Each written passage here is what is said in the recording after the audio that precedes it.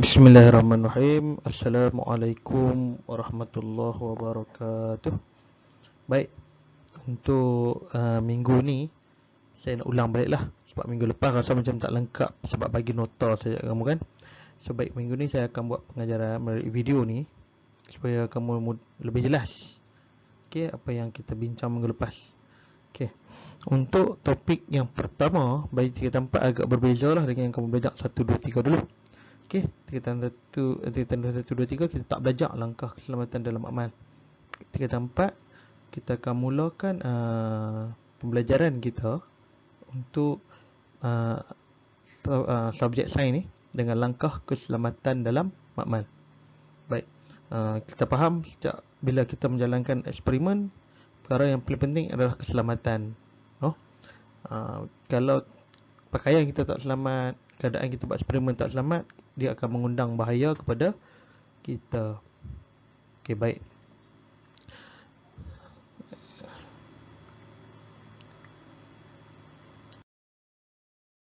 Okey.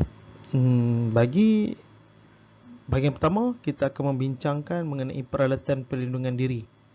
Okey, bermaksud apa yang kita perlu ada, kita perlu pakai ketika menjalankan eksperimen di makmal sains sekolah. Okey. Jadi pembelajaran kita hari ini, saya target sekurang-kurangnya 10 ataupun 15 daripada keseluruhan tingkatan 4 yang ikut PDP hari ini dapat menjelaskan peralatan perlindungan diri serta fungsinya dengan contoh. Okey, lepas kita bincang ni, saya akan taksir kamulah melalui mungkin persoalan-persoalan dalam WhatsApp ataupun daripada hasil kerja yang kamu buat dalam modul. Okey.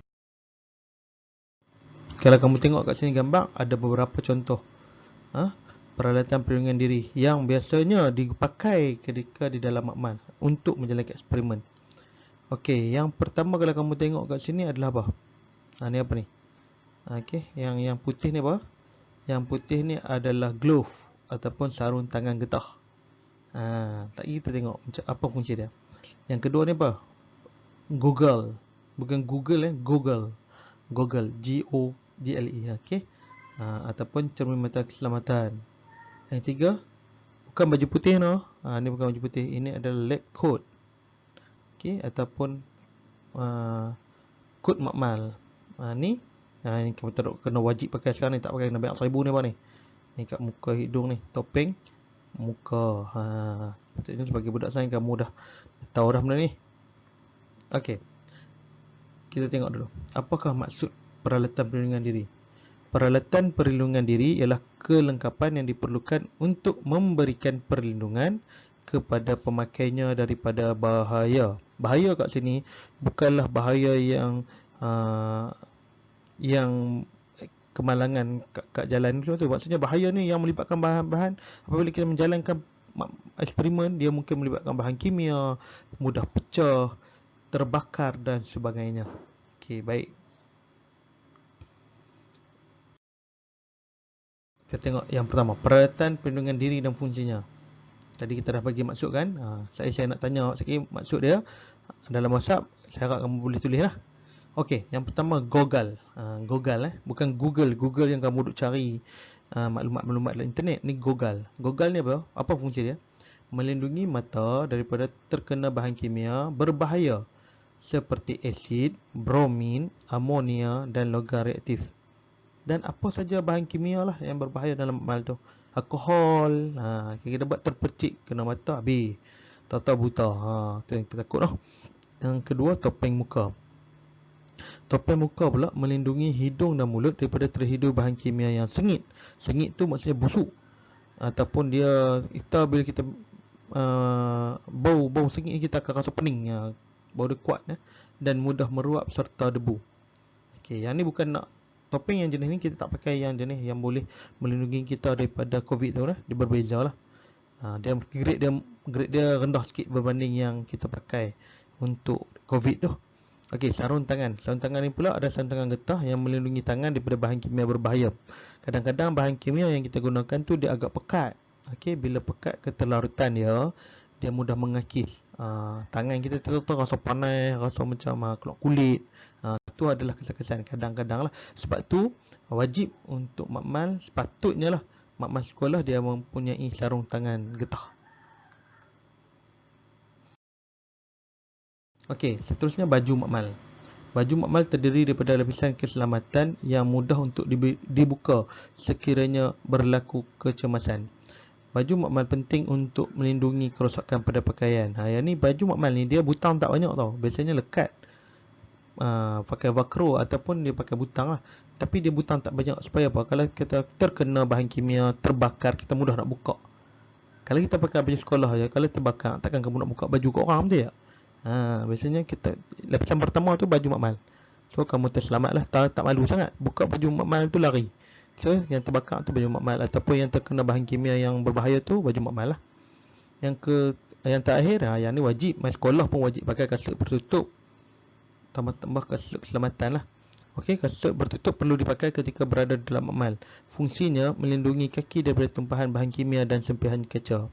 Okey, bukan setakat ke sekolah kena pakai kasut bertutup. Di makmal adalah wajib, mandatory. Sepatutnya kalau nak jalan ke eksperimen, kamu kena pakai kasut bertutup. Okey, boleh lah. Setakat ni ada 5 pakaian perlindungan diri yang patut kamu tahu dan kamu boleh bagi contoh serta fungsi-fungsinya.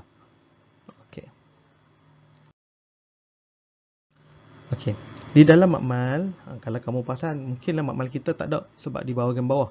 Tapi yang ni kamu patut tahu. Kalau kamu naik di makmal kimia di tingkat atas tu, dekat makmal sains kita ada tingkat atas yang tingkat kedua tu, kamu boleh tengok makmal kimia. Okey, dalam makmal kimia ni kamu akan tengok alat ni. Apa benda alat ni? Ni bukan peti sejuk. Dan ini juga bukanlah peti air. Ni bukan Frontliner, ni Frontier, ni jenama dia noh. Okey, kita tengok apa benda ni. Ini adalah peralatan pelindung diri yang disediakan dalam makmal. Penyiram kecemasan, pembilas mata dan kebuk wasap. Okey, alat ni adalah kebuk wasap. Okey. Dan yang terakhir, kabinet aliran laminar. Tertinggal tadi. Kabinet aliran laminar. Okey. Kita tengok apa fungsi-fungsi dia. Yang pertama, kabinet aliran laminar. Kabinet ni digunakan untuk mengelakkan kontaminasi. Kontaminasi itu pencemaran semasa aktiviti berkaitan mikrobiologi dijalankan. Biasanya yang ni untuk pelajar yang ambil biologi lah. Mereka memang gunalah kabinet aliran laminar ni. Okey, sebab mereka kaji ayak liur lah, kadang kaji ayak kotok untuk nak tengok bakteria lah. Kita tak ada lah sampai macam tu. Tapi bila ada eksperimen yang berkaitan dengan bahan-bahan yang boleh mencemarkan, okey, dan dia adalah kotor ataupun berbahaya, biasanya kita akan jalankan dalam kabinet aliran laminar. Kalau kamu nak tengok secara nyata, nanti bila boleh masuk sekolah, saya akan bawa naik tingkat atas lah. Okey. Yang ada buat eksperimen berkaitan dengan bakteria. Ada protozoa, ada paramecium, ada apa lagi ni, amoeba semua kan. Ni contoh lah.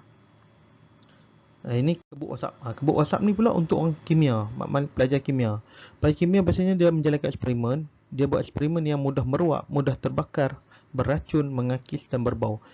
Yang tahap kita buat dalam masa ni tidaklah sampai perlu menggunakan kebuk wasap. Bukan maksudnya tidak bahaya lah makmal sains, tapi makmal kimia dia lebih perlukan benda ni sebab dia perlu sedut yang berbau-berbau, meruap-meruap ni terus keluar.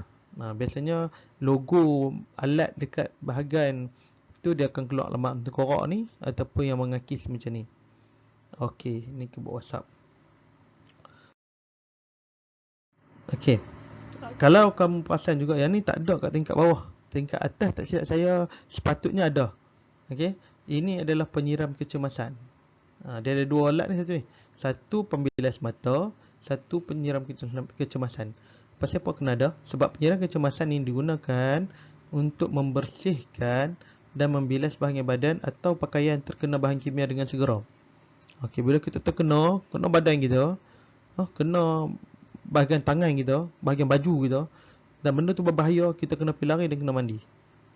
Tapi kalau tak ada macam mana? Maksudnya bila tak ada, bila kamu terkena, kamu kena lari cepat-cepat pergi jamban mandi. Tandas mandi ya, itu saja.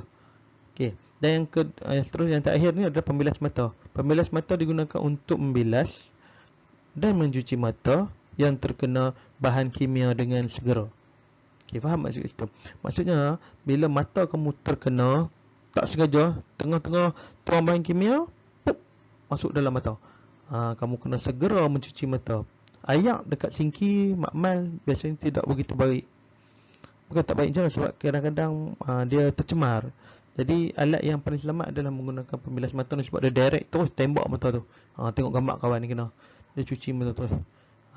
Tapi di sekolah saya, rekan kita saya tak pasti. Sebab tak ada, sepatutnya kena ada benda ni. Okey.